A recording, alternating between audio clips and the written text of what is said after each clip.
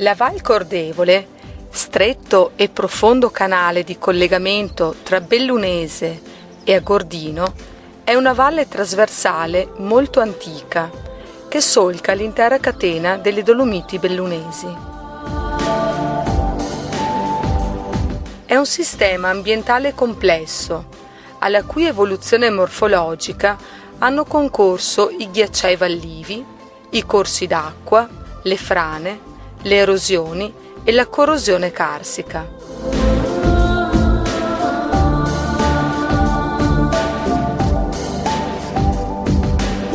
La valle principale è fiancheggiata da un sistema di vallette laterali strette e profonde e di forre raggiungibili mediante brevi digressioni dalla strada provinciale.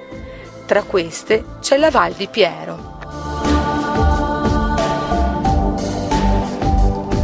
Le piogge della prima metà del mese di settembre del 1862 avevano riempito l'ultimo tratto della Val di Piero alla sua confluenza con il torrente Cordevole di tanta ghiaia da alzare il letto del torrentello di circa 3 metri.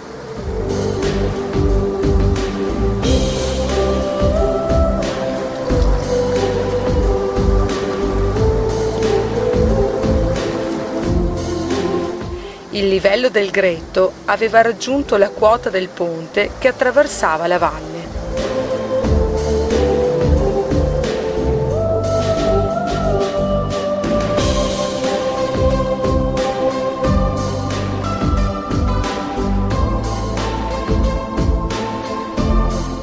Quel deposito di ghiaia che aveva innalzato improvvisamente il livello del Gretto fu provvidenziale per la conoscenza e l'esplorazione dei turisti.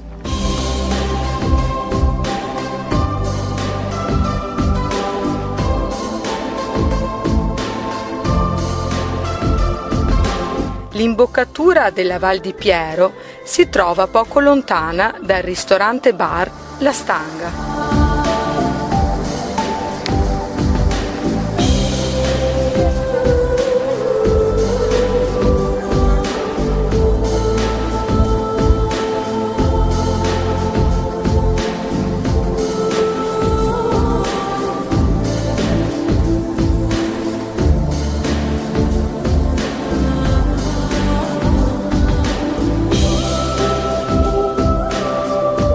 Il tempo di percorrenza dall'imboccatura alla cascata per la sola andata è di circa 30 minuti.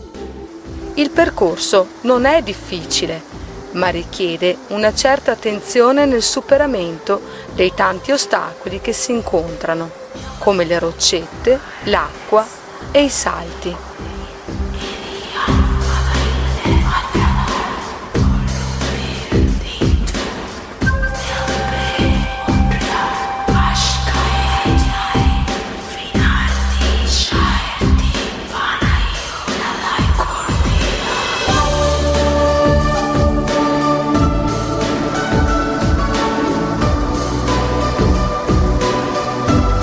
Si procede preferibilmente sulla sinistra nel primo tratto, poi liberamente dentro la gola che diventa sempre più oscura e più stretta sotto alte pareti.